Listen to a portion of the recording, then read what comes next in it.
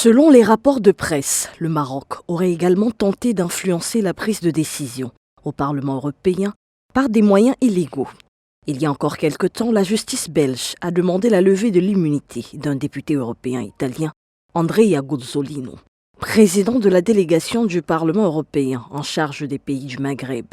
À l'occasion de la conférence de presse qui a suivi les discussions, le ministre marocain des Affaires étrangères a regretté toutes les allégations et a déclaré que celles-ci mettaient en danger les liens de l'institution européenne.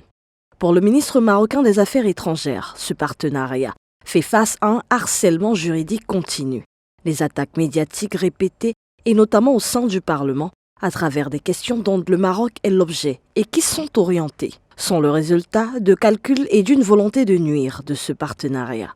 Toujours dans le cadre de cette affaire de corruption, l'on note des allégations selon lesquelles certains députés européens auraient tenté de minimiser les violations des droits de l'homme au Maroc. Notons que ces dernières années, l'Union européenne et le Maroc ont conclu des accords importants et parfois controversés, comme par exemple celui de la pêche, qui est toujours en instance devant la Cour européenne de justice.